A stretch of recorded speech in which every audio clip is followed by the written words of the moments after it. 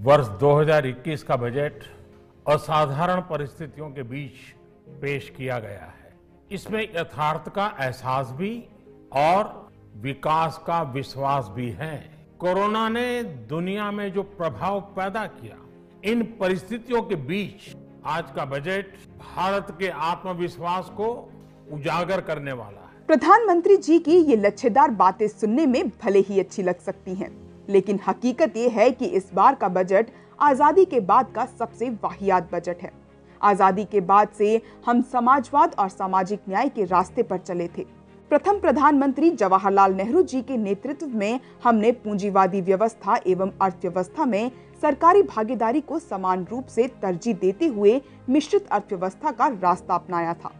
हमारा स्पष्ट तौर पर मानना था कि पब्लिक सेक्टर की प्राथमिकता रहेगी और सरकार एक कल्याणकारी राज्य यानी कि वेलफेयर स्टेट के रूप में काम करेगी। सरकार केवल पूंजीपतियों एवं उद्योगपतियों के हित में नहीं बल्कि आम जनता के हित में सक्रिय रूप से काम करेगी। यही कारण है कि कांग्रेस की सरकार में बड़े बड़े सरकारी कारखाने बनाए गए, बैंक खोले गए, देश की आर्थिक उन्नति के लिए LIC जैसी कंपनियों का निर्माण किया गया और देश में इंफ्रास्ट्रक्चर निर्माण के लिए लाखों करोड़ों रुपए रेलवे, एयरपोर्ट, पोर्ट एवं सड़कों जैसे जन संसाधनों में खर्च किए गए। भारतीय अर्थव्यवस्था दो सिद्धांतों, जनहित और सामाजिक न्याय के आधार पर चलती चली आ रही थी। लेकिन मोदी सरकार द्वारा पेश किए गए बजट से साफ हो रहा है कि अब सरकार जनहित में नहीं बल्कि पूंजीवादी व्यवस्था के पक्ष में काम करेगी।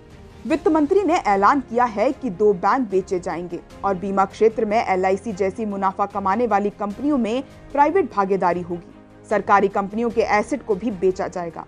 मतलब रेलवे एवं दूसरी सरकारी कंपनियों के पास जो लाखों एकड़ जमीन है वह भी पूंजीपतियों को औने पौने दामों में बेच दी जाएगी। मतलब मोदी सरकार अब जनहित में नहीं बल्कि धनहित अथवा पूंजीपतियों के हित में काम करेगी।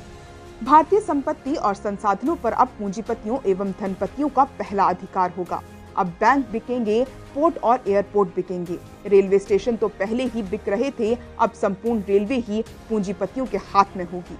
अर्थात नेहरू जी द्वारा निर्मित वेलफेयर स्टेट मॉडल को छोड़कर हमारा मॉडल अब पूरी तरह बाजार हित में पूंजीवादी मॉडल होगा।